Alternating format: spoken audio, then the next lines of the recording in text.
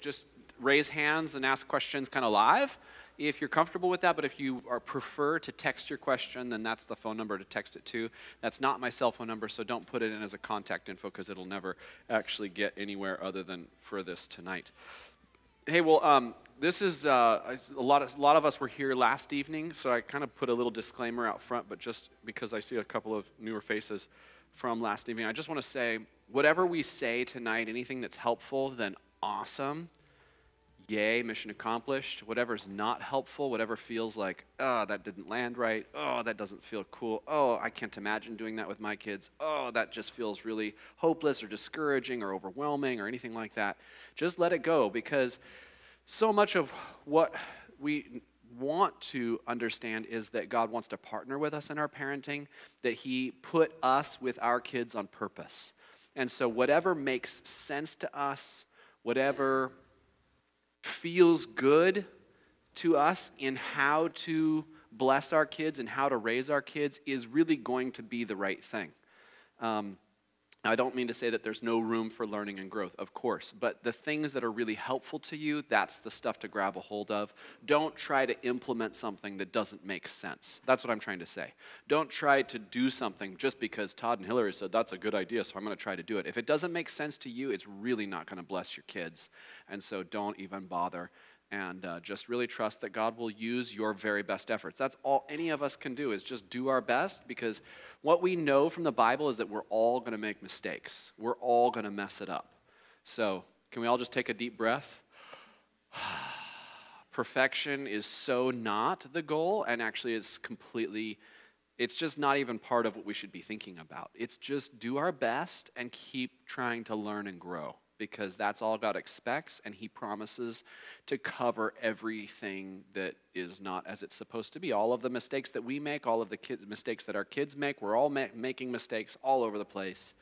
And the cool thing about following God is that He says, I'll redeem and restore even the mistakes. So, hallelujah, right? Right. And the cool thing about that, too, is that it just takes the pressure off, and it makes it so that we can relax a bit, kind of chill a bit more, just really enjoy the process of parenting, because it's not about a perfection thing.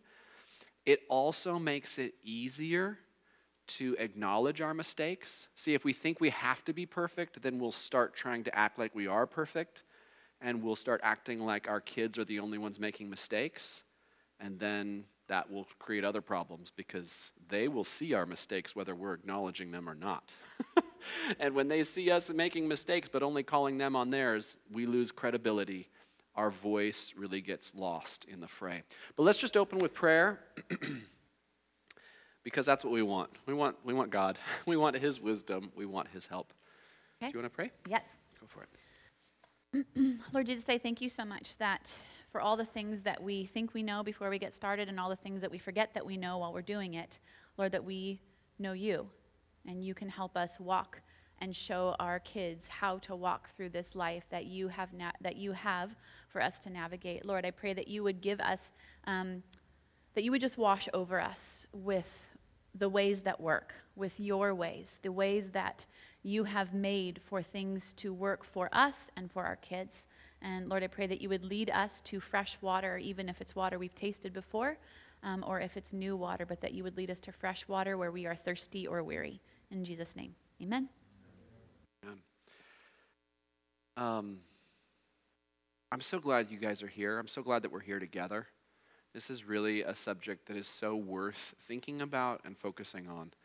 And I don't know about you, but it's one of these things that I know I care about so much, but in all reality, there are so many other things to think about and care about. And frankly, there are many other areas of my life that are easier to get immediate successes in. You know what I mean? Like, it's easier to get congratulations and kudos from other people than it is from my own kids. And so it's easy to feel just frustrated or just overwhelmed and just kind of back away from it. And we want to lean into it, because even though in some ways parenting is one of the greatest challenges, it's also the area where there's the greatest possible reward. Mm-hmm. And so even though there are other areas that, you know, whether it's with career or whether it's with, whatever other areas in life that could steal our attention, this is the one that will affect us the most. You know, I've heard people say, you know, I've done a few memorial services, a couple dozen probably, and been with many people on the verge of that moment of passing on, and never had any of them say, gosh, I really loved my job. You know, I really wish I'd invested more in my job. That was really where life was at, was in my work. You know what I mean? Like, it's really all attention goes on those that we have loved and cared for the most. And so this is just really the most significant thing that we do with our lives, is raise up these little ones. And so I just really want to say I'm just so pleased and honored to be alongside you in this journey. Hilary and I don't feel like we're doing everything right. In fact, I'd say this last year and a half for us has been one of our biggest, most challenging ones, marriage-wise, and also in some ways parenting too.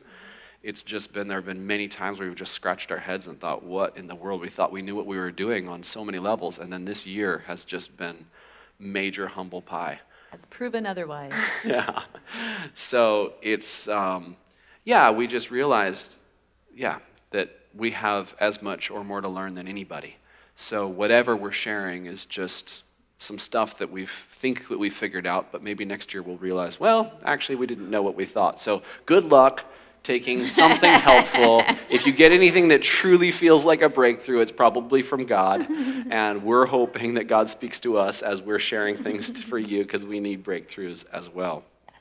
We feel more confident than that in what we're saying, but we feel just as confident that we don't know everything that we're doing. Yeah. So we feel confident on both sides.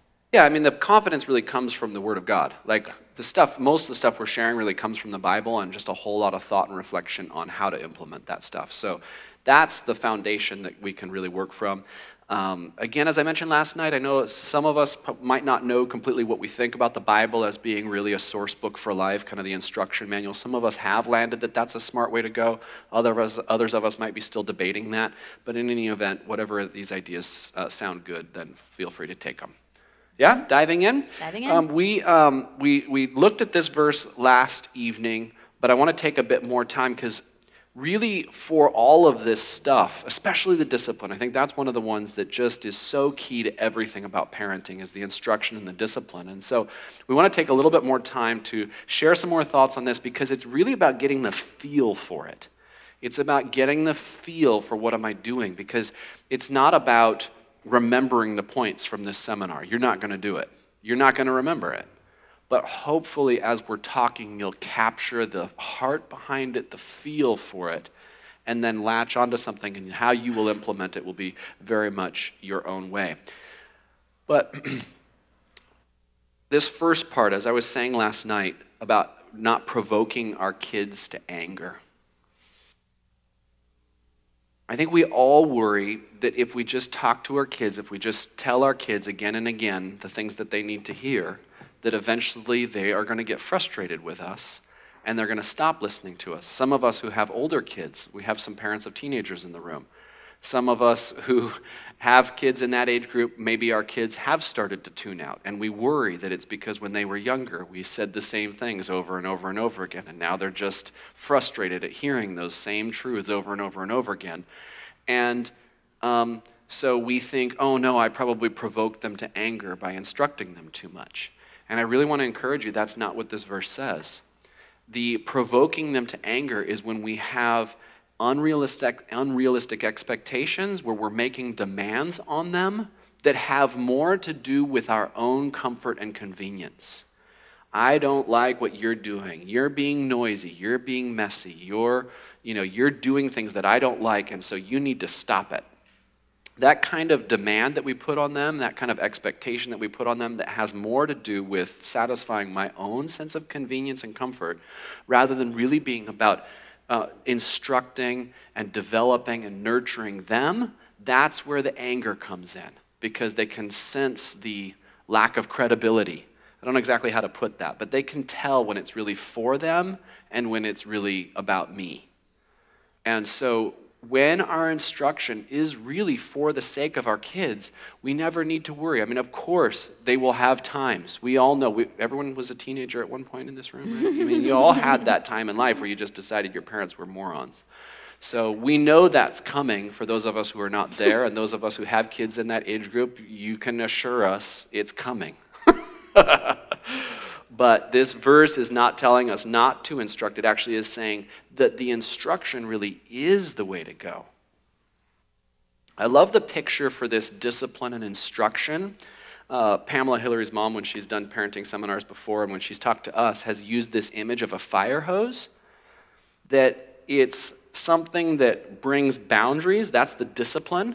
It's this immovable, this is the way it will be, and I'm going to really help you act this way and think this way and be this way, kind of whether you like it or not. This is how you're going to be. You're confined. So it's this confining and also the direction that provides the momentum.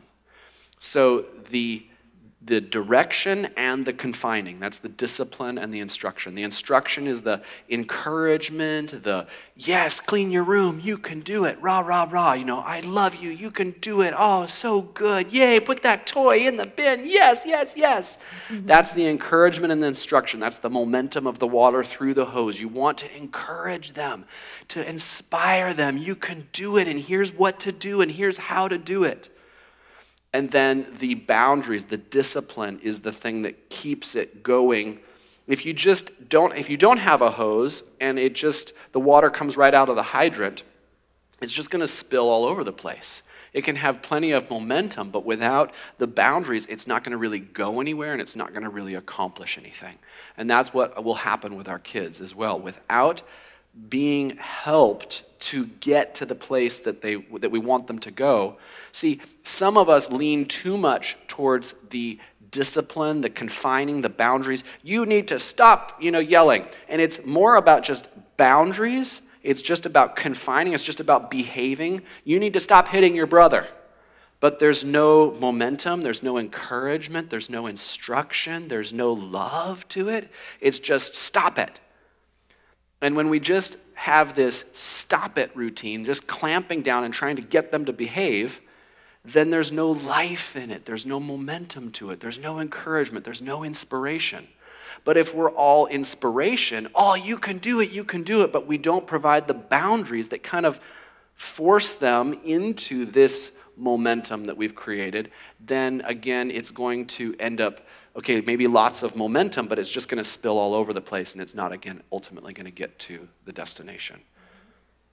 I remember when I was in high school, or I think more when I was in college, and people would hear about the kinds of boundaries that I had growing up, and they would tell my parents this, and they would tell me this, like, wow, they would say, your parents are really tight, right? That's what they used to say. Your parents are really tight. And they're like really strict, and like that's, wow, you don't get to experience the world at all. And I would come right back at them and say, I love my confined life. I love my confined life. Whenever I had a problem with friends that they wanted to do something that I didn't really want to do, but they really wanted to do it, and on my own I wasn't going to be able to stand up because I just wasn't able to say, I don't want to do that. I have problems with man-pleasing. And so I wasn't going to be able to say that by myself, but because my mom won't let me, at 18 years of age, I rested in that sucker. I use that all the time. My mom won't let me. And they would look at me like, how old are you? Like, what is going on right now? And I'm like, sorry, my mom won't let me. I actually used it in college, too. I was in this play, and they wanted everybody to dye their hair. And I didn't want to dye my hair. I like my hair, leave my hair alone. And so, but the professor was like, everybody's going to dye their hair. We're all Irish. We're all going to dye our hair. And so I called my mom, and she's like, you know what to do. I'm like, yes, I do. My mom won't let me. And he was like, I don't have time for this, whatever. Okay, fine. I'm like, yes, it worked again. Woo, okay.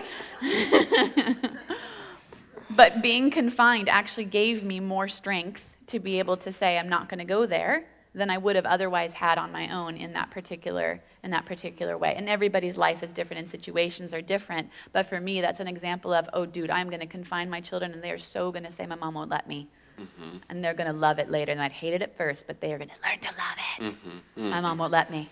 Yeah, say those words. Mm-hmm. Yeah, we have that. I mean, I think we already have that. They go to friends' houses, and their friends want to play video games or watch movies, and they have to call home, to check with us before they watch any movie or play any video game. Hey, we want to watch this and such movie. Is that okay? And most of the time, the answer is no. And so that's super fun and awkward for them to go back to their friend and say, no, I'm so sorry, I can't. Well, we want to watch it anyway. Well, okay, I'll go. I can head on home. And so that's just their life, is to live within the boundaries, because we believe that that's going to ultimately get them further than the movie would. So where is this going to take them? If it's either or. The boundaries are something that actually will help them. If they can learn to live within boundaries, that's going to help project them and propel them into places in life. It's just what takes us nowhere in life is doing whatever we want whenever we want to. And so even if sometime, maybe a year or two down the road, that movie will be okay for them. So it's not like this movie is this evil thing. But the point is, right now, this is a healthy boundary for you to live within. And we're not going to negotiate on that. We're not going to bend on that just because you want us to, or just because it's awkward or inconvenient for these boundaries to exist. The boundaries are there to set you up for life and to develop in you this strength to where you can make choices and not go with the flow, not just be water spilled out onto the ground like most. I don't want to say that. That makes it sound judgmental, like we're better than other people. And we really work hard not to have that mentality, but we are just who we are. This is how our family does it. And so we talk about how different families have different boundaries, and this is just how our family is. So we really work hard not to let it be about, anyone's better than because anybody else. Because our kids would start telling everybody, you can't say that. My mom won't let you, right? Yeah. So we had to tell them, like, you're not their mom. They have a mom. Leave them alone. Like, you just do what mommy tells you in the end. All right, so this is another verse we looked at briefly last night, but I want to, again, reference a few things about it. We talked a bit more about spanking last night. I'm going to leave that behind because I think most of you I recognize were here last evening. But basically, we don't believe in spanking. We believe in consistency. We believe in firmness. We believe in consequences that make a kid pay a price that they don't want to pay for whatever it is that they did wrong. The studies have shown that spanking and timeouts for little kids tend to be the most effective, and they're more effective when either of them are not used exclusively. The point is if spanking is the only thing, or if timeouts are the only thing that are being used, and it's not in conjunction with things like taking away video games or taking, grounding and just getting creative. The point of the discipline. And the older they get, the more creative you have to be. Right, Brendan? I think Brendan and Laura win the prize for having the oldest kids here. But the older they get, the more creative you have to be, because the point of the discipline is to find the button that you can push that will make them realize, I never want to do that again. The thing that I did, I never want to do that again. And with different kids and different personalities and different ages, those buttons you have to find are just different. With the younger they are, the more effective spanks and timeouts can be. The older they are, the more you have to find other things, because as they get older, it's just like, sure, spank me. Ha, whatever. Or sure, send me to my room and play and put me on a timeout. I've got my iPod in my pocket and I'm just going to play games or whatever. So they get too smart and they know how to kind of brace themselves. So you have to find things that will push their buttons, that will make it so that they will wish that they hadn't made the bad choice. Mm-hmm. Yeah, when they do something that you don't want them to do, one of the mentalities that I have is I want their whole world to change right now. So if they've done something they're not supposed to do, then I want their whole world to change. Like, whoosh, their whole world changes. Like, you are now in your room and this is what we're talking about. Or you are moving over here and we are talking about this. Not in an angry way, not in a in a negative kind of punishing way, but in a catch their attention.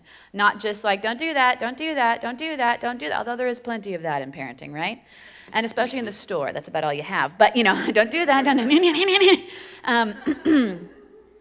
Okay, I'm saving that story for later.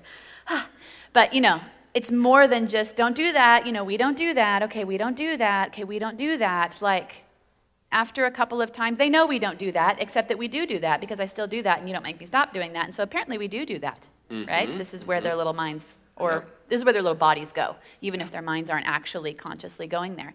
And so I want them to have, like, a shocking experience, nah, whoosh, wah, okay, my life changed. So when they're babies, that's as easy as like, boom, and that's their whole world changing, right? But that doesn't really work for a 9-year-old or a 10-year-old or really even a 3-year-old to just be like, and then they're like, yay, they'll just do something weird back to you, or like, mommy's funny. So you have to do different kinds of things, but I want the discipline. I think of it also as their kryptonite. right? And every child has a different kryptonite. Some of them, spanking and timeouts works. Some of them, all you have to do is be like, and they're like, you know. But what is their kryptonite? What's the thing that you take it away? If you take away video games for a whole day and their world has ended, what takes them to their knees in a good way? Like, I will never do that again. I don't want to. This is not worth it to me. That's kind of what you're after, is that they can make that choice, make that connection. One of my kids has really high pain tolerance, and so the spanks are just kind of an afterthought for him. For him, he's just got a super tender heart. So when I say, you do not hit your sister, that's the thing that really gets him. The spank is kind of like, oh hum. You know, it just doesn't connect, but he is very tender in his emotionally. So it's not an abusive. I can't say never. I have made mistakes, but I am very disciplined in not ever disciplining my kids when I'm angry. It's always go to mommy and daddy's room, and there's a little chair in there, and they'll wait. And if I'm frustrated, I'll just kind of take some deep breaths until everything's clear so that I can make it. Now, I might act angry, but I'm acting. I'm acting for their sake. It's acting so that they have that kind of, you don't ever, But then as soon as it's, Daddy, I'm sorry I did that. Oh, I love you, I forgive you, hugs and kisses. And the reason it can change so quickly is because I'm not actually angry. I'm just helping them realize you don't ever want to do that again. Make sense? So you got to find individually for your kid what will push those buttons and again make them realize I never ever want to do that again. So that's the rod. It's not about a stick, and it's not about hitting your kids. It's about making them realize, I don't ever want to do that again. So that's where many believers through the ages have gotten this wrong, is they believe that actually hurting their kids physically is somehow this magic wand that they can wave, and it has become abusive in so many situations. But he who loves him disciplines him diligently. And so this discipline that we're talking about is really an act of love.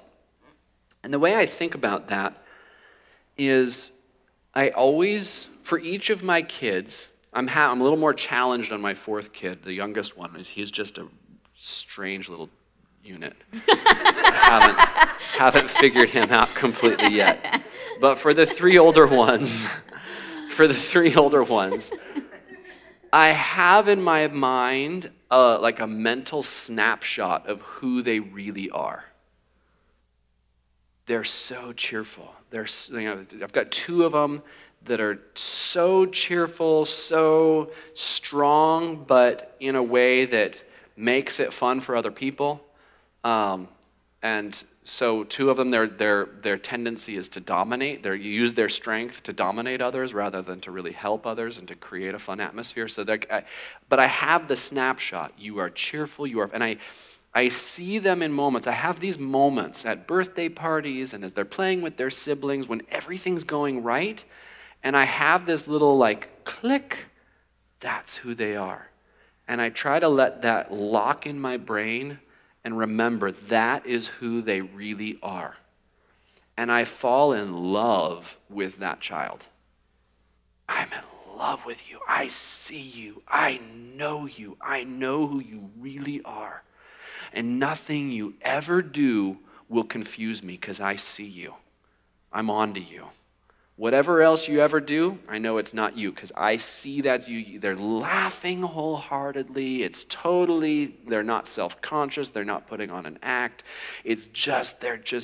And Hilary told a story about one of the kids who last night she told a story about one of the kids who was comforting her with his face, with his head.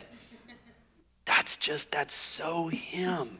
He's so tender. Now his vulnerability is toward self-pity. The other two, their vulnerability is to be dominating and just take over, and it just becomes all about them. They use their strength for their own benefit. Well, in the same way, this one who has such a tender heart, his vulnerability is that tenderness gets focused on himself, and he ends up in self-pity. Makes sense? And so it's, oh, no one so hit me. And all it was, it was like this. Ah! it just becomes this, it's all about me. And so his strength ends up becoming his kryptonite. But again, it's like I want to get these moments where I fall in love with who they really are. I take the snapshot, and discipline is the thing that helps them stay on track with who they really are. Because this self-pity, this dominating, this raging kind of screaming maniac child that takes over, these things actually do want to hijack our kids' personality. And left unchecked, they will. They will fade. I mean, how many of us remember what it was like to be kids, and we look back on those times and we think, oh, I remember what it was like to have so much fun. I couldn't even stand it. I would wet my pants because I was laughing so hard. I mean, wouldn't you love it? Right? We want as much of who they really are to stay intact. And so this other stuff that comes in is trying to hijack their personality, trying to hijack their future, trying to steal away the life and the joy that God intends for them.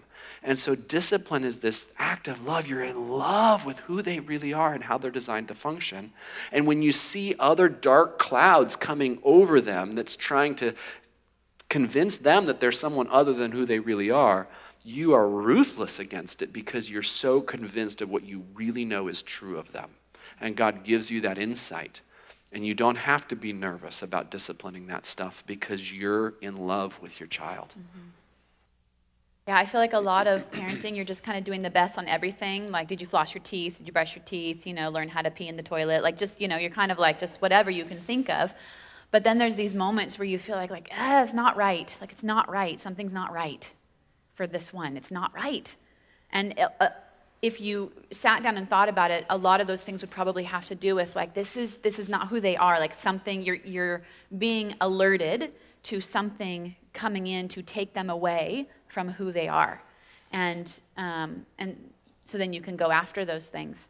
I remember a lot too, one of the most meaningful things to me growing up was a time when my dad was telling me about who I was, what I was like. And he was saying, you have a tender heart, but he made up a picture for it. He said, it's like you have a sunburned heart, because I had gotten lots of sunburns with lots of blisters and lots of, noxema at the time was the thing. I don't know if that's the thing now, but that was the thing then. But he said, you have a sunburned heart. And so anytime anything touches your sunburned heart, your heart goes, because you have a very tender sunburned heart. And I was like, yeah, I do. I have a sunburned heart. But then he said, and you're so much like your mother in that way. Your mom has a sunburned heart too. And then I was like, I'm like my mom, right? And I have carried that with me for my whole life. I remember my mom talking to me, and at a different time talking to my sister, talking to us about the bank of emotion that we seem to have ready at all times to navigate in any situation. Lots of emotion, and especially when you're first meeting your hormones, lots more emotion. And I remember my mom, telling each one of us, like, you have a lot of emotion, like a lot, maybe even more than the average bear. A lot. But there's a way that the Lord has for you to walk through life with all of that emotion. And it doesn't involve splashing it around everywhere. But there's a way that the Lord has given you. Doesn't mean letting go of all of it. Doesn't mean that you don't have it. You have it. But there's a way that the Lord has for you to walk through life with all that emotion. And I'm going to help you with what that means, and going into that. But realizing the strength that the Lord has given us, they come with vulnerabilities also. There's a flip side to it. So what Todd was talking about before. And to help my kids know, there's a way that you can navigate life with all of these wonderful things. You're prone to these things, and we're going to work on those, but that's because you're like this. And it's so meaningful and so helpful. Mm-hmm. So let me put these steps of discipline. We went over these last evening. We're going to watch a couple of videos here in a moment from the Super Nanny, which I love that show. If you're not familiar with it, you can get some YouTube clips. We'll watch a couple of those. But these are the steps that we'll go through. But in particular, as we're explaining to our kids, a lot of what we're trying to explain to them, there is not only the connecting the discipline with their behavior. That's definitely essential. That's point number one, is to get the negative consequence that they're about to experience, if you're the pre-consequence explanation, to help them connect that this consequence is because of what you did. Now our kids, all of them, have tried as hard as they can to convince us that this consequence is because you're mean. This consequence is because you're angry. This consequence is because of you. You hurt me. You hurt me. You hit me. I'm like, what? No, if I hit you, there'd be a whole nother story going on. No, that's not how we think. But to help them really understand, no, this is because you touched the TV remote when you weren't supposed to, or whatever the boundary was that they crossed. And when you do that, this is what happens. So connect. But then the other part of it, when it's appropriate, sometimes it's just stuff that they do. But there are other times where it's more obvious that what they have done is really, like I was saying, it's this thing that's trying to steal away their identity and steal away their future. And when that's in action, that becomes part of the explanation. And probably, I think for all of our kids, it's become the most powerful part of the explanation. Mm-hmm. It's the part that's connected with them the most, is when we explain to them, okay, so you're having a spank because you were just being so bossy with all your siblings. And you know what? God really made you to be strong and to help other people have fun. You know what really is the times when I've seen you having the most fun is when you are helping other people have fun. When you are helping people play a game or do things, but you're really thinking about them. But just now, when you were being so bossy, who were you thinking about? Myself. That's right. And when you're thinking about yourself, it really ruins everything of what God made for you to enjoy. You're having the most fun, and so is everybody else, when you're thinking about them.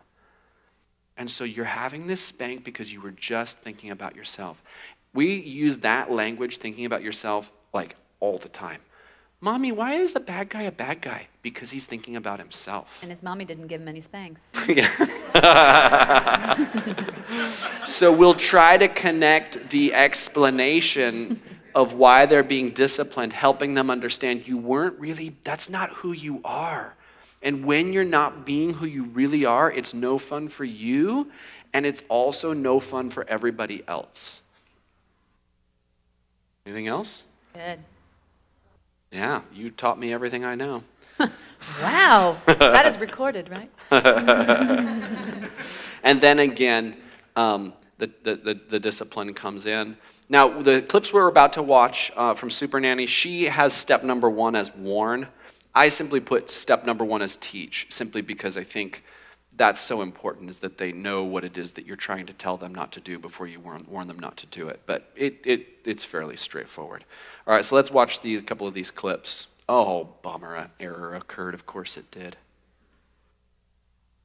Stinker. Needs a spank. It needs a spank. Two, in disciplining our kids, has to do with their response afterwards, moving from feeling sad and sorry to feeling better.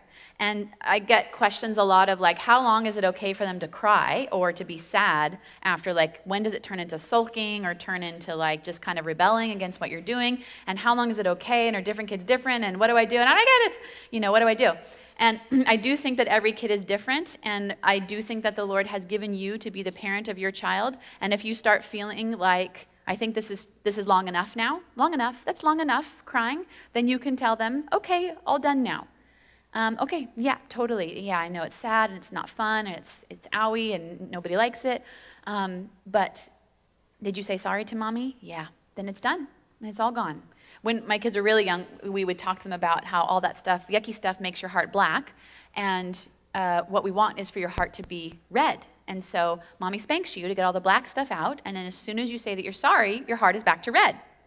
And so they were like, oh, okay. So then I remember my first one, when I had first explained that to him, and it was a different time. I was giving him his discipline, and then we were all done, and he looked at me, and he was like, Mommy, is my heart back to red? And I'm like, oh, yes, yes, son. All back to red, all back to red. Right? He was so like panicked. And then another one, I was talking to explain the whole thing. I'm like, that worked well with the first one because then he was all about that for a while. It worked great. So I did that with another one. And so his response was, I'd like my heart to be green. I was like, good note. We're going to get your heart back to green. Come here, kid. You know. And then, of course, another one was like, can my heart be sparkly? Like, you guys talk. Did you guys talk to each other? All right, I have literal, creative, and just sparkly. Like, okay, got it. We want your heart to not be black. This is the point. Not be black. But helping them with, once it's done, and helping them with not making the discipline the big thing. Because that can happen for them, like they'll freak out about the discipline or freak out about all these things or cry for so long after or be so sulky or feeling bad or, you know, some of my kids have said before, I'm just having a hard time doing good things, but they're sulking, you know, for the whole day. And I'm like, nice try, bucko, come over here, you know. They make the discipline the big thing. And what you're trying to have happen is to make the behavior that you want them to have to be the big thing. This is the big thing. You want who they are to be the big thing. You don't want the discipline to be the big thing. I do want their whole world to change so that they can hear me say, you do not do this. You may think you do, but you don't. It's not how God made you, and this is not what we're doing. And I want them to hear that. And if they're freaking out about the discipline or kicking and screaming or doing all these other things, they are making the discipline the big thing, and they're in charge. And what you're trying to do is figure out, how do I flip that scale again so that I am in charge, so that I am the more dominant voice than the freaking out about the discipline. The discipline is my tool. It is not their parent. It's not their counselor. I am. So if they're freaking out, then there is just maybe some tinkering to do to get it back. Usually it means more discipline. True. So yeah, if our kids will totally flip out and throw a fit in the middle of us disciplining them, they'll have a discipline for the freak out that they did when they had the discipline. And then if they throw a fit during the discipline that they were getting for having a fit during the last discipline, they'll have another discipline for the fit that they had during the discipline that they were getting for the discipline for the last discipline. Does that make sense? Eventually they get the point, I don't think this is a good idea. I don't like this direction this is going. So you don't want me to do that then? Huh. All right, here's one of the videos. I couldn't get the other one to work. Really Really cool videos. You can YouTube them yourself. It's very educational. That lady, the super nanny, Jo, she's super rad at coaching parents on how to do discipline.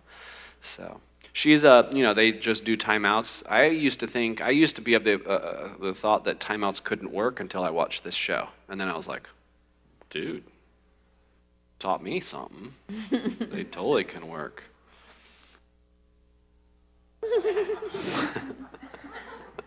So this is actually how we will feel often. It's really fun, though. This is just the reality that this is how it feels from time to time. But the goal is for us not to feel this way. And when we do feel like this, it's usually an indicator that there's something that we could have disciplined a bit earlier in the process. Like when you get to this point, it's like, oh wait, that should be the red flag. Like, okay, it's time to really step up the discipline.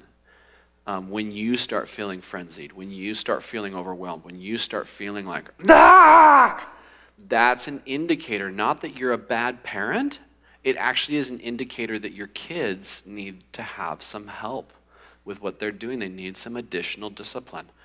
Your kids are intended by God to be a blessing in your life. That lady does not look blessed. And so if this is how you're feeling, now again, there just is that reality that it is hard work. But if this is the predominant reality, or when you start to really feel just like, this is crazy, someone needs to do something with those kids. Well, yeah, that's you. And it is this thing. Again, it's just, this is the red flag. Okay, I probably missed something. Some of those, we want to discipline on the little things so that it doesn't get to the big stuff. And this is the sign that we missed a lot of little things that could have been nipped in the bud, and then it got to the point where it's like you've got this tornado running through the house, just destroying you and everything else, and that's how you end up in this place. So it's really, what are the smaller things? What are the things that we can catch earlier in the process before it gets to this point? One of the things that we work on with our kids extensively is to have them say, yes, mommy, and yes, daddy.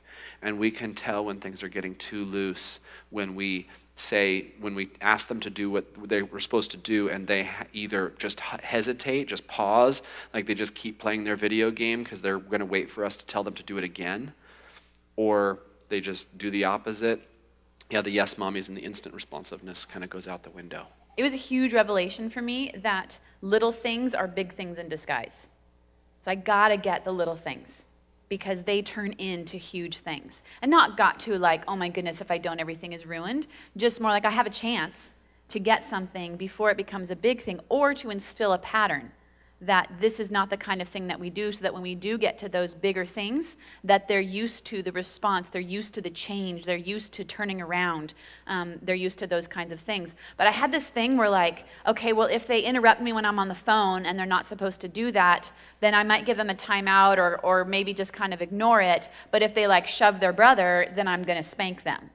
Like big things get big consequences, and little things get little consequences. And there is that to some degree, but I had to change my thinking to be more that while they're learning, and I'm not completely sure that they actually remember that this is not something that they do, then I'm teaching them and I'm warning them. But as soon as they know that they're not supposed to do it, as soon as they know that they're not supposed to interrupt me on the phone, then every time they interrupt me on the phone, it's a big consequence, because they know. And the big deal is listening to mommy. That's really the bottom line, because I want to teach them to listen to the Lord. No matter what he says, no matter how small, no matter how big, I want them to know how to do that. And they learn to do that by listening to my voice, no matter how small, no matter how big. And once you have heard me, once it has registered, then there's going to be boundaries and instruction and correction on every single thing that happens. It took me a little bit to wrap my mind around that, because I had to kind of shift my thinking, but it produced such different results, because I felt like they do something bad, I discipline them. They do something bad, I discipline them. They do something bad, I feel like tennis. Like it's just going back and forth across the net, back and forth. Okay, your turn. Okay, my turn. And it wasn't actually making it stop, which was the goal. And changing it to once they know, then it's a discipline every time, made it stop.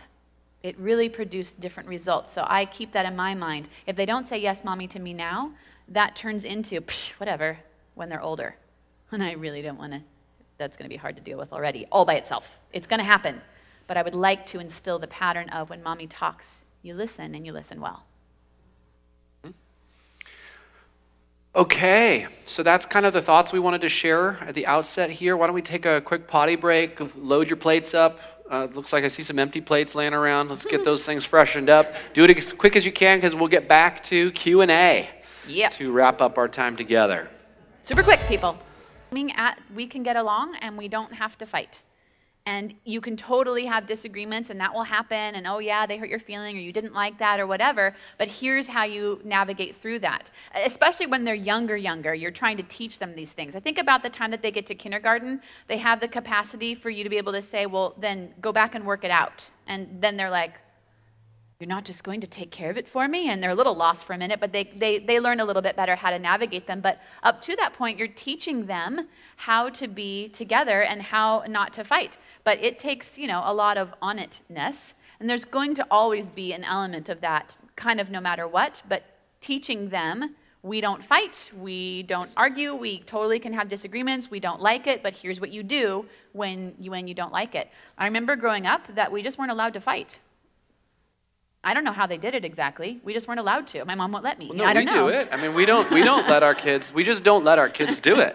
Now, what's interesting is when our kids go over to a neighbor's house, it's pretty clear that in their family, that's just like part of the activity. Like this is just what we do. We just fight, and we argue, and it's just kind of a tense. It's an unfamiliar environment for what our kids are used to. Because the family, especially the dad, just kind of has a laissez-faire. They'll work it out. Boys will be boys. Hey, they'll figure it out and they'll sort it out and it'll all be okay.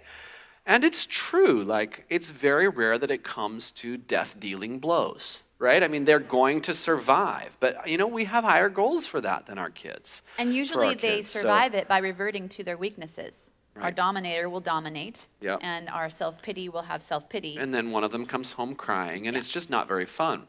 And so I had the fun of going over to the neighbor's house and asked the dad, can we come out and just chat with our kids and help sort them things out? So they talked it all through, and we helped coach them through the drama that had developed. And we've told our boys, hey, if it gets to that, then please just come on home.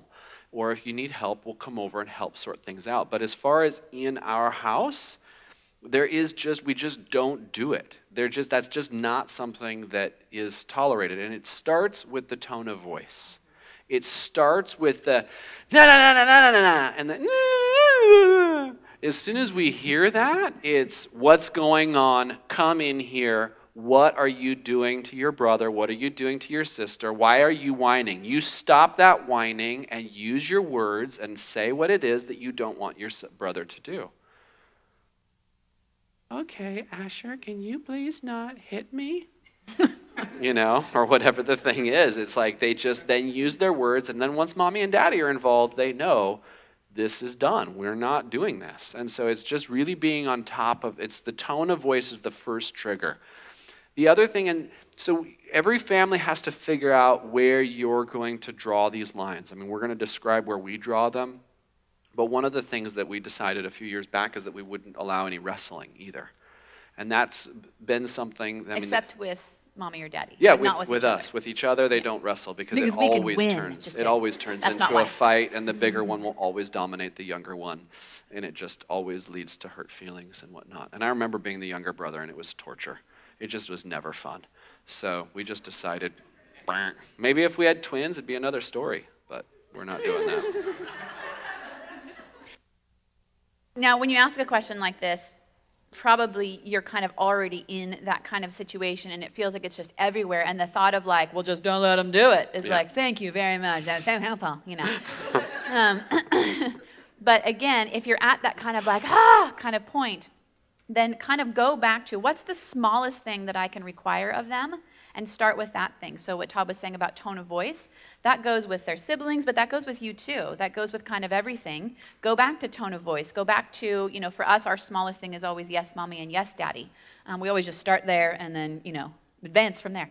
But pull back a few steps. It isn't just like, don't fight, pull back.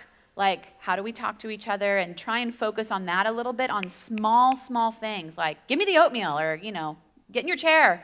It's time for breakfast. Like, you're not the mom. I'm the mom. You can go and say, hey, mommy said it's time for breakfast. You can say it like that, but you may not say it like that. You are the sister. You are not the mommy. Things like that. Pull back, and defend what you can defend. Work on the things that are smaller, and then make progress from there. Really, these small things, it's how the kingdom works. Faith like a mustard seed. Small keys open big doors. Work on the small things. They really do trigger and level out a lot of the bigger things as well. So think for you guys, what are those smaller things, and that might give you a leg up.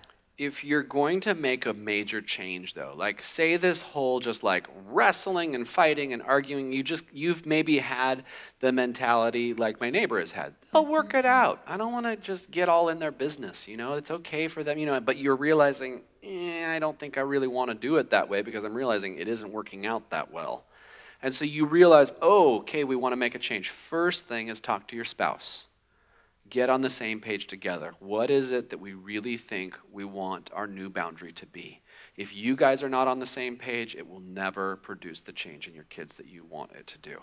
So first, work it out together. And I promise you, it does not matter as much what you decide, where exactly the boundary will be, as much as that you decide it together. It matters far more that you are unified than that you have your way. Like, no one has the right answer. But the right answer is what you decide together. Does that make sense? So get together, make your decision. Where's the boundary going to be? And especially if it's a big change, you can't decide that unilaterally. Then get your kids together and say, you know, mommy and daddy have let you do some things, and we're so sorry. We've realized that hasn't set you up well. It's really great if you can apologize. It's really great whenever you can acknowledge, we realized that wasn't so smart on our part to let you do that. It hasn't set you guys up well. So we want to change how we're doing things. And we realize this is going to be really different, and it's going to be really hard, and it'll really take a little while to figure out how we're going to do this. But here's what we really want to do. We are not going to fight anymore. We're not going to yell at each other. We're not going to bicker. We're not going to wrestle. Whatever boundaries, but you set the playing field, reset the playing field with an apology and as thorough a description in kid language as you can get. Make sure you're on their level, maybe even sitting on the floor together, whatever, but just really get into their world so that they can understand and explain. And, it really hurts our feelings when we, and explain some of the negative stuff. Paint the picture of how you want it to be. And from now on, we are not going to do this. And in fact, if we do this, and then you describe what the consequence will be if they do it. And then you got to be consistent. Be ready to pay a price of being inconvenienced by doing really consistent discipline on that level. But if you do it, if you have that kind of a conversation, and then you implement discipline consistently, I can't guarantee anything. But I can tell you it'll probably produce a good result. Well, this last year and a half has been very humbling for us. A year and a half ago, I would have said, it'll definitely work. And what I've since realized since having our fourth child, nothing's guaranteed, man. Nothing is guaranteed to work. You just do your best and pray. Good. Yeah? Yep. Cool. All right, let's see what the next one is, huh?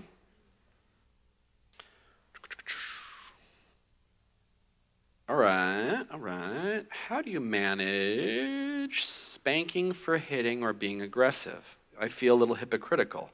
Do you think they make the connection? So what do you think about spanking for hitting or being aggressive? Well, one of ours, definitely, they hit. And so, Todd talked to them and did the whole thing and spanked them.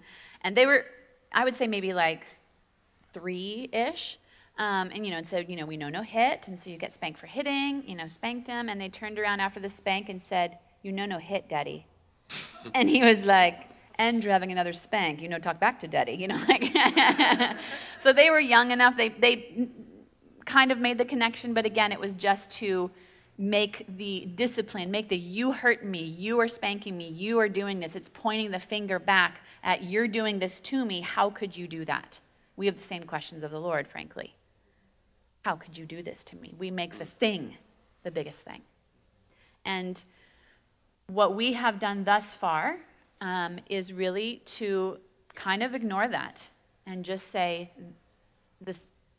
this is not something that I did to you. You did this. And boys who hit get spanks because mommy will not let you be someone who hits. Do you understand? If you hit, no one will play with you. You will be alone and by yourself, and mommy will not let that happen. So when you spank, when you hit, when you hit, you will get a spank so that you are not alone. Do you understand, mommy? Say yes, mommy. You don't talk back to mommy. Boys who spank, boys who hit, gee whiz. Boys who hit, they get spanks. But when you say you're sorry, it's all done, because that's not who you are, and you don't really want to hit them. You just move right back into, here's what we're doing. That tone of voice, I can tell you all feel corrected right now, right? But you want to have that tone of voice that is absolutely unyielding. And this thing that makes you feel like, oh no, am I going to, is this okay that I'm spanking because they're hitting? And, and it just creates this doubt. It's like, as best as you can, work that out. Realize I'm the parent. I am here for the sake of my kids, and I'm going to speak with this tone of voice that really communicates that I am the authority in this situation, and you do not question me. That's going to actually set them up for so much success in life. what sets our kids up and people up for failure in general is when they don't realize that they are not the ultimate authority in their life. So learning to come under that and learning to be blessed by that and learning to realize their safety in that is a huge advantage for them. That kind of thing gets me so riled up because that is the first voice that came into humans, that voice of accusing and questioning and doubting, the one who loved them and made all these things for them. That voice that came in and said, trust me more than you trust the Lord. Trust me, I will show you the way to go. That is trying to parent my child. And I will smack that thing silly, like you do not get to teach them about life. You don't. And I will come in here and I will tell you what is up. Because you don't get to parent my child. Doubt does not get to parent my child. Rebellion does not get to parent my child. Anger does not get to parent my child. Talk back does not get to parent my child. You don't get to parent them. And when that's coming back, that is not even their voice. That is the voice of something else trying to show them how to be. Don't let them be parented by that thing. You are the parent. Your voice, what you say. The Lord will show you the way to go. He will show you when to apologize. He will show you when you have done it wrong, and you can go back and show them how to apologize, how to forgive. You can show them all those things. No matter how much you mess up, you can go back and show them. But we do not mess around with those voices trying to show my child how to be a person. They are wrong counselors, very bad counselors, bad spank counselors, bad counselors, time out. And that's what makes me go in and say, no, you are not this kind of child. You will not be. I will not let you. So you will have a spank, or you will have a timeout, or you will have this discipline. Because I'm stopping the flow of that counselor. And no matter what comes back at me, I will have something to come back because my voice keeps you safe. The Lord's voice keeps you safe. And you will learn that by following me. Crazy as it may seem, you will learn that by following me. Riles me up. I'm all sweaty now. Okay. Is there an unavoidable negative side to having a lot of kids since each one gets less one-on-one attention time with mom and dad?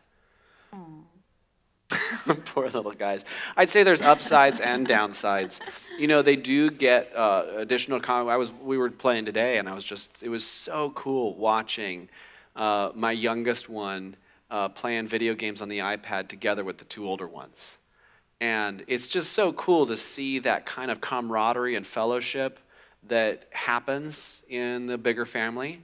But there is, of course, there's a cost as well. So that has definitely been part of our consideration, and you know how many kids. It's like that has been part of our decision. Is like we don't want to get to the point where we feel like we don't have what it takes to invest personally in that additional child.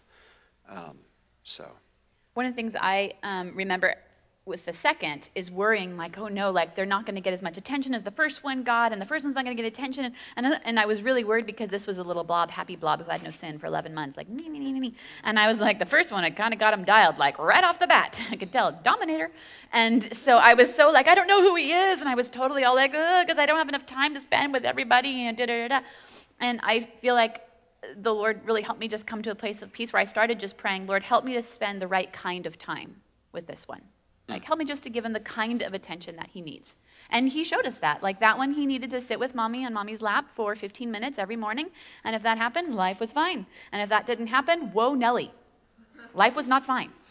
And he's older now, but he still needs that. The other night, he's like, Mommy, can I sleep with you guys tonight? I'm like, oh, is there any particular reason? Yeah, I just love you guys. I'm like, oh, I love you. It's not happening. I love you. Oh, but I'll sit with you for a little bit. And he was like, okay, as happy as a clam. Just, so if that helps you at all, Lord, what kind of attention does this one need? What kind of time does he need? And once you have a big family, that's when you know for sure God's going to make a way. Like, he's not going to set you up in a position where you can't be the blessing that he intends for you to be. So you don't have to feel like, oh man, we had too many kids, now we're going to ruin them. No. No. Anybody who has hands too, or just the ones off the texting? Well, I mean, does anyone want to? I mean, we have plenty of texts, but it's always fun to, if anyone doesn't have a cell phone or you just have an impromptu question. Yeah, Matt. Okay. Yeah. Dude.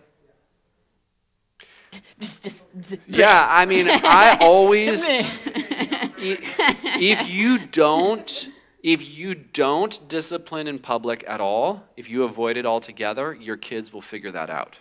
And they will manipulate that, right? Yeah, I see everyone nodding. It's like, yup. It's a bad scene. So you have to, the nice thing is for now, you're slightly smarter. If your kids are little, you're slightly smarter than them. So you have to keep them on their toes. You have to make them, like, take advantage of the moments where you can find a private spot and you just whack the tar out of them. Sorry, this is being recorded. Taken out of context might be a little odd. Feel free to edit that little comment out of the video and not post that online. But it is the reality that when they act out in public, I will increase the discipline in the moments where I can get away with it. And I say, you don't ever do that in the store. And if it's like I amp it up so that they're a little more nervous about being in public rather than feeling overconfident in public. Make sense? And I will do everything that I can to find a private spot to do what I need to do. So usually it's in a public restroom and I'll just sit in there for a long time until the restroom's empty and then just hope no one's walking by when the spank gets delivered. But that's very common. I'll be in a public restroom. I will sometimes go back out to the minivan, kind of scoot the seats around and find a little spot to do it. But you gotta do it. Otherwise, again, you're setting yourself up and them up for disaster. I think what Todd said last night about that we as the parents, we pay the price for their behavior that's not right. We forgive it, but disciplining them doesn't give you sunglasses back if they broke sunglasses. So we pay a price for disciplining them. We pay a price for their behavior, but it's a price that I think we gladly pay to show them the way to go, right? Conceptually, we gladly pay this price. Like I would do anything for my child. I would show them the way to go all the time. Those things that are coming after them, I'll go after them, do those things. But then, you're in Target and, or out at the boardwalk and they're like just doing all this stuff and you're like, what do I do right now? I'm all conceptually good, but what do I do in these good moments? Oh man, I have so many stories. Okay, I'm gonna try and contain it. I have to tell two. Okay, so one time I had 3 of my kids over at somebody's house. Todd was out of town. I'm like, you know what? I'm gonna make a fun time, go to this person's house. They love them. They love making dinner for them. Going to eat it and you're going to like it, it's going to be good. Trying with my face to discipline them, And they're like, what? And then they try it and then they're like, no joke. 2 of them. Mommy, I can't, I don't like this. I'm like, oh my goodness, like you have to stop right now. And so I'm like, and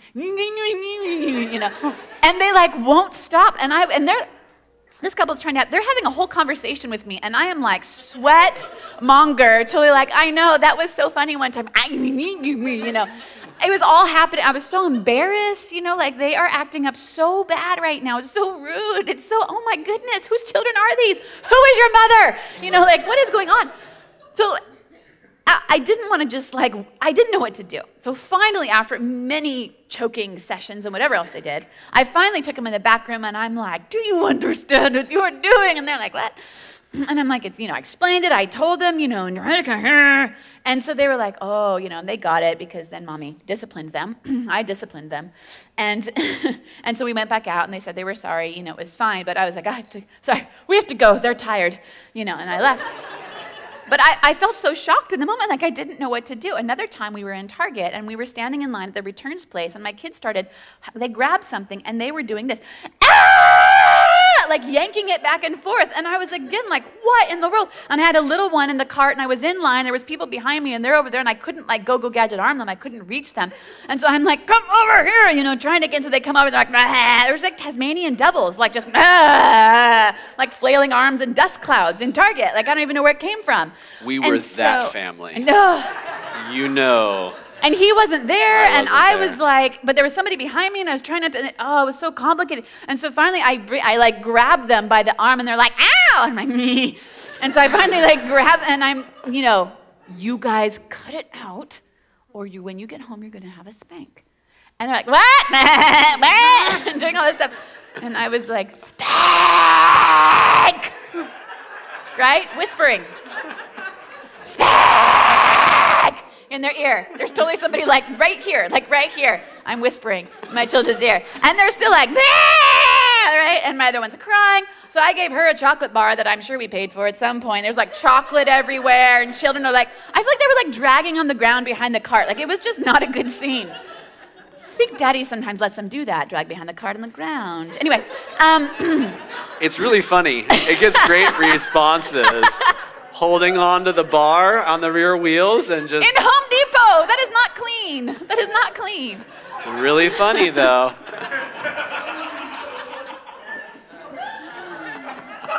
Next seminar, we'll talk about the differences between dads and moms. Anyway, I was lost. I did not know what to do. And I have totally taken my kids in restrooms. I will absolutely take them back there and spank them. But for me, the way that my brain works, a lot of time what I will do is I will say, we're going to talk to Dad when he gets home. And so I called Dad on the way home, and I was like, I was Target, and just yelling in my, Darth Vader voice. And they were just, I can't, and he was like, okay, translating that, I'll be home quickly. And I just put them in rooms, and they waited for Dad. And when he came home, he took care of that problem. Yeah, they only did that once. Yep. Pretty sure it wasn't my whispering that solved that. So, yeah, I think it's part of a dad's job. And for if there are any single moms here, bless you. I mean, really, that's a huge, huge challenge that you're facing. But dads, this is part of our job, is to come in and to reinforce mom's voice. So when they don't listen to her, even if she does discipline them, if it's one of these extreme kind of they're just not paying attention to what she says, even after she has discipline, if I get home and the story is that they weren't listening to her, they will get additional attention from me, if that makes sense. In this in particular case, I mean, Hilary, it was bad. It was bad. She was nearly in tears. And so thankfully, I mean, again, we're in a very blessed situation where I'm less than 10 minutes from home, so they were able to be in the rooms and waiting for me, and I drove home. And they each got 10 spanks, as hard as I could do without creating lasting damage. And there's a line there. And I've explored it on a couple of occasions, and this was one of them. Again, no anger. It's this will hurt more than anything you have ever experienced, because you will never do that again. You do not disrespect your mother. You do not put her in that position. That makes Daddy very unhappy. Right? Daddy. And then, again, I mean, just so much pain. But then, hugs, kisses, and it's done. And they've never done it again. And that's the kind of thing that a dad can do. And it really registers. So I just encourage you dads to do that for the sake of your wifey. Or the mommy of your beautiful, delightful kids. We've had less extreme situations where I just felt like the kids just like my voice wasn't working. That's what I kept feeling like. It doesn't work. And sometimes that means that I need to change something about how I'm disciplining. Maybe I'm being too harsh or being too confusing, like we talked about last night, or being too lenient or whatever. So it really can be that I need to change something. But when there have been times when we feel like, okay, we've explored that, we've tried that, I'm doing it. I'm doing it all. It's not working. Then there are times when Todd will just be extra alert and really watching for and reinforcing everything that I say. And if they don't say, yes, Mommy, then he spanks them instead of me at that moment. If he's home, or we talk about it a little bit more, but he's basically saying, whatever Mommy says, you're going to do it. Whatever Mommy says, you're going to do it. Whatever Mommy says, you're going to do it. And it doesn't take long for that to translate into action on their part. I was going to say, too, even if, you're not able to come home right away, as Todd was able in that one day. I mean, I remember when I was little, my mom saying, when Daddy gets home, you're going to have some spanks, you're going to have a problem or whatever. And I remember being the child who Daddy would come home and I would be like, Daddy's home. My brother's getting a spank, right? But I didn't because I was good today. So I helped in that situation. But even if it has to wait a while, it still can make an impact. So what I just described, again, you have to figure out what works for you. Some of us, if we've come from abusive backgrounds, what I just said and what I just described might be completely just, there's no way to put that into a helpful place. So please don't take what I just said and how I just said it as a high bar that you're supposed to reach. What I'm describing for you is being so in love with your kids and so in love with your family that you will do what it takes to help make sure that it stays on a good course. Now you translate that into whatever makes sense for you. We don't all have the same voice. Some of us guys are gifted with more mercy than I have. Some of you ladies actually will have more of a voice like I had than your husbands will. There's just different giftings. So you really have to figure out what works for you. We do not believe that we are the high bar, that we are just doing the best that we can for the sake of our family. And you take what is helpful and you figure out how to implement it, but you have to figure out what works for you. Make sense?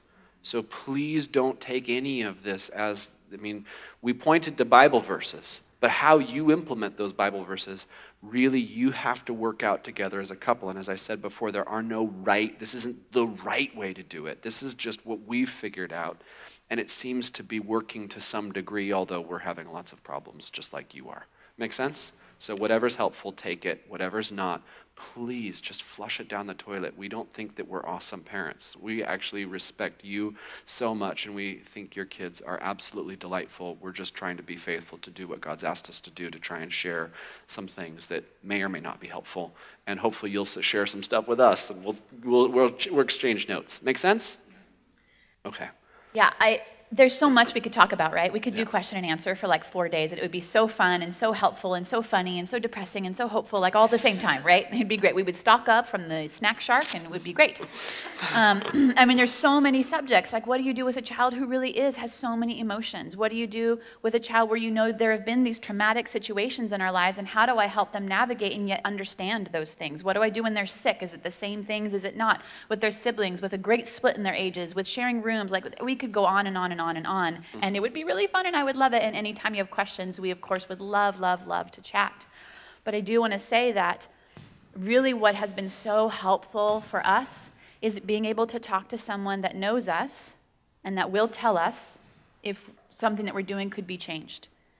Because we can give you answers from what we're talking about, from what we think your question is asking, but without knowing your unique situation or kind of what are some of the challenges, or how did the Lord make you, or who are your children, it's a little bit hard to really circle in on what is it for you guys. And to have someone that you can talk to that can help you navigate through these things. There have been so many times, my mom is the one that I talk to the most, but there have been several times, especially in the last year, when I have just not even wanted to call her, just feeling like such a failure. Like, I don't think I could handle being told one more thing that I'm doing wrong, because I feel like I have done everything wrong on this front.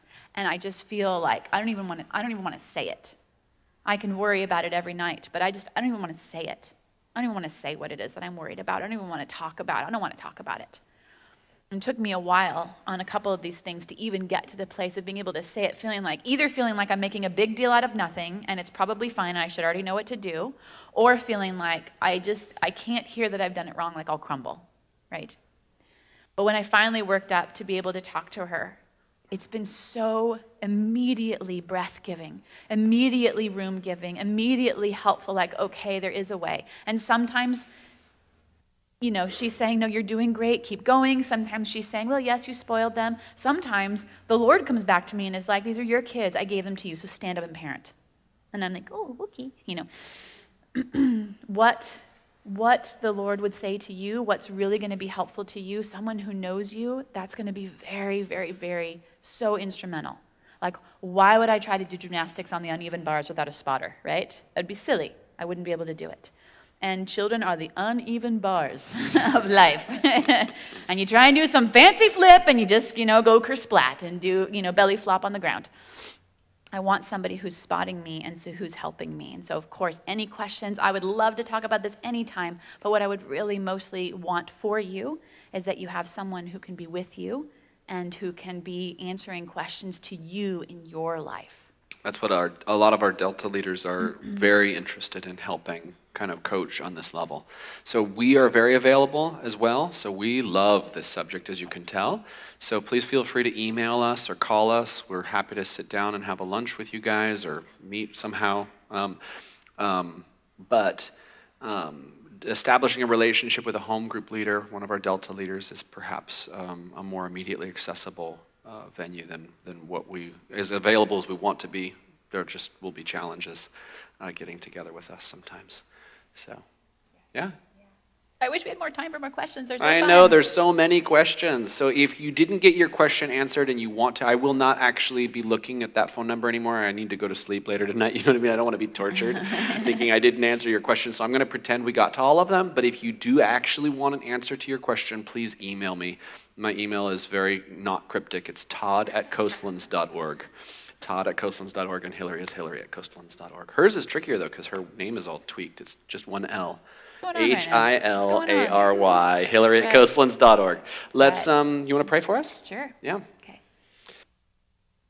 Lord, bless us. Help us.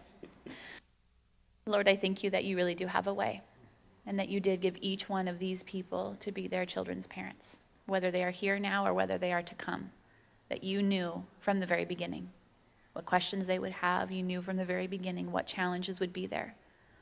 And Lord, I thank you that you are the way, that you have made a way. And I pray for each one here, Lord, that you would show them more from this night and going forward, that you would show them more and more the way, that you would put your footprints down that they could see them, that you would put your footprints down that they could show their children your footprints.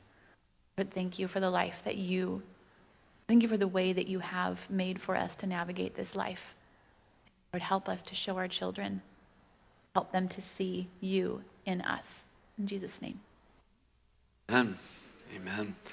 All right, you guys, love you, bless you. Again, please let go of anything that didn't feel helpful, and be blessed. See you.